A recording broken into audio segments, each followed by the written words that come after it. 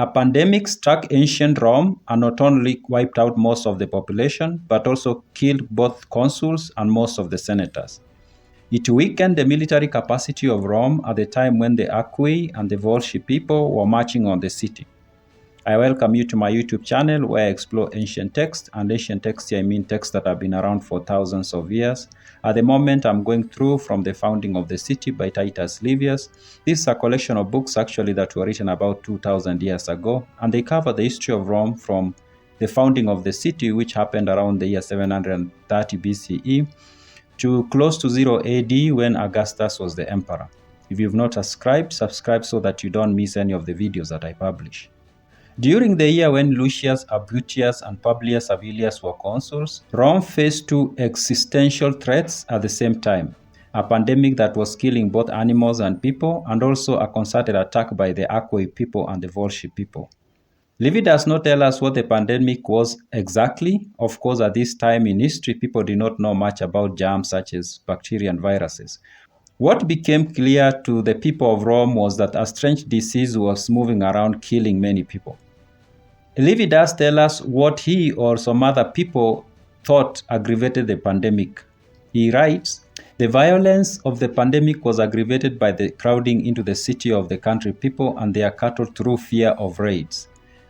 This promiscuous collection of animals of all kinds became offensive to the citizens through the unaccustomed smell, and the country people, crowded as they were into the confined dwellings, were distressed by the oppressive heat which made it impossible to sleep."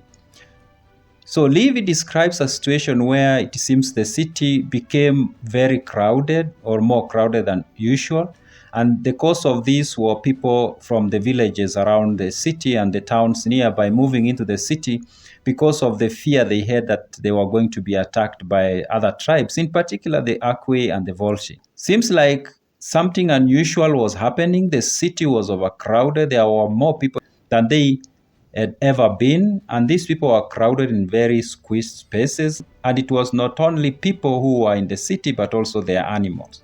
Livy writes that their being brought into contact with each other in ordinary intercourse helped to spread the disease. So people meeting in these very confined spaces, huge numbers of people and animals, made the disease to spread very fast amongst the population.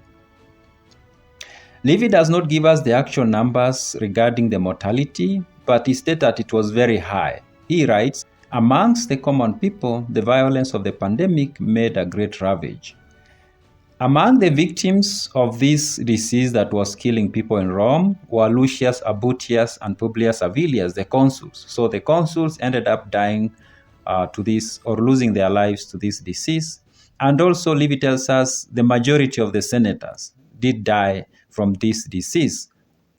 Besides the consuls and the senators, there were other notable individuals Livy lists who also died in the pandemic. And the list he provides includes Marcius Valerius, who at one time had been a consul, and also Titus Virginius, who had also served as a consul. He also tells us that most of the augurs who are like prophets of the city did lose their lives to this pandemic or this disease that was spreading in the city. He also mentions that the high priest Servius Sulpicius was among those who lost their lives. So the disease did spread fast and also killed many people. Even though Livy doesn't give us the exact numbers, his descriptions leaves a picture of a city that had lost a big section of its population, including people who held very high offices such as senators and even the consuls themselves. At some point, all that was left to do in the city was to pray and offer sacrifices to gods. Like there was nothing that the people could do.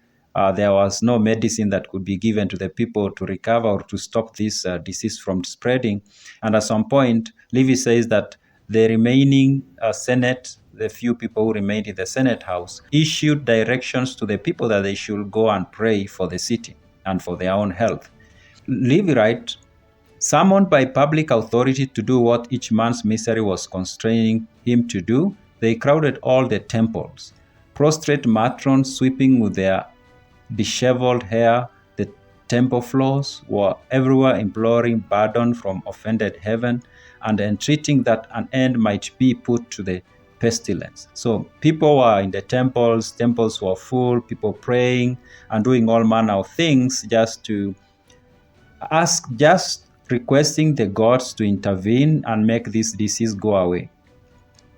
Now, as the city was grappling with this disease that was spreading like wildfire and killing many, people came from the land of the Aequi. These were envoys, people who had been sent, and they were sent to come to Rome and to ask Rome to help.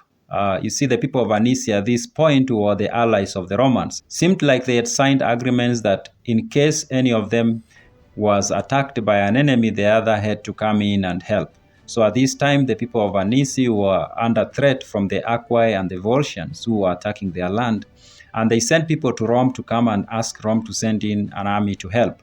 But when these envoys reached Rome, they realized that Rome was not in a position to protect itself, let alone raise an army to help defend an ally like the Aequi. So the Aequi envoys just went back home and reported the dire situation in Rome and basically told their people that they were on their own and they needed to find ways to protect themselves and not rely on Rome, as Rome was going through a difficult moment as it was losing many people to a strange disease.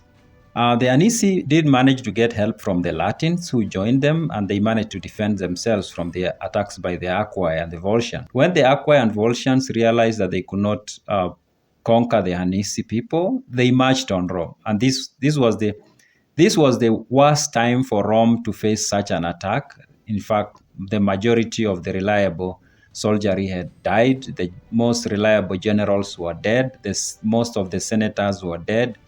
Both consuls were dead. So Rome was so vulnerable, it was defenseless, and the Volscians and the Aequi were coming.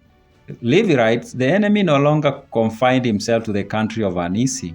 He went on to destroy the fields of Rome, which were already lying waste without having suffered the ravages of war. He met no one, not even an unarmed peasant, and after overrunning the country, abandoned as it was by its defenders, and even devoid of all cultivation, he reached the third milestone from Rome on the Gabian road. So this army was coming close and close to Rome, and it wasn't finding any obstacles. There was no one to stop them. And as Livy describes it, there were not even unarmed civilians who stood in their way, so they were just coming straight to Rome. But some sort of miracle happened. The Aequi and Volscians, as Livy describes it, became more interested in plundering the lands around the city than attacking it, really.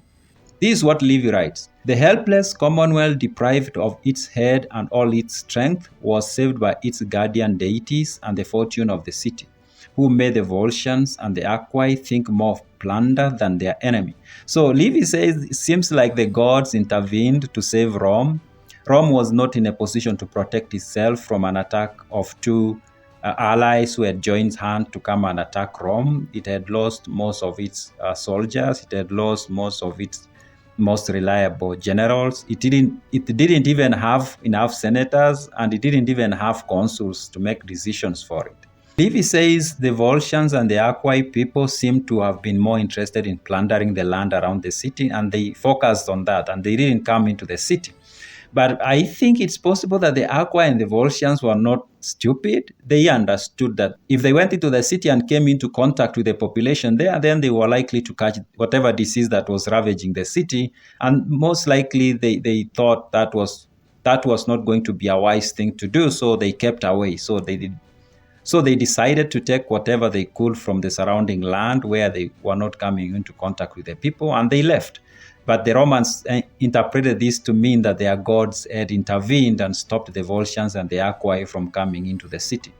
The Aequi and the Latins did follow the Aequi and the Volscians to Rome. They were coming to protect Rome. That's what Livy tells us. Livy writes, they were actuated by feeling not only of pity, but also of the disgrace they would incur if they had offered no opposition to their common foe while he was advancing to attack Rome, or had brought no succor to those who were their allies. So the Aequi and the Latins felt obligated to come and protect Rome, so they did come to Rome. But by the time they arrived, the Volscians and the Aequi had left, and Livy tells us that the Aequi and the Latins did follow them, and they did have a battle somewhere else, and it seems like the Aequi and the Latins won. Then slowly the disease slowed down. Over time, the disease just disappeared from the population. And this is what Livy writes about that. Whether it was that the gods graciously answered prayers or that the unhealthy season had passed, people gradually grew off the influence of the pandemic and the public health became more satisfactory. So nothing was done really, the disease just disappeared by itself.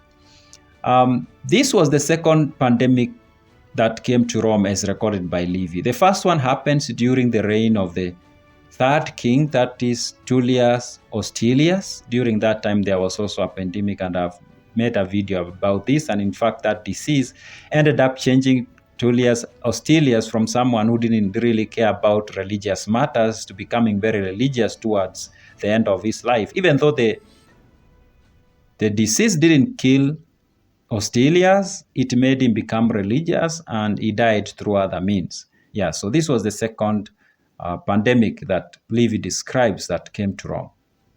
If you liked this video, take a moment to like it. I'll really appreciate. I'll see you in the next video.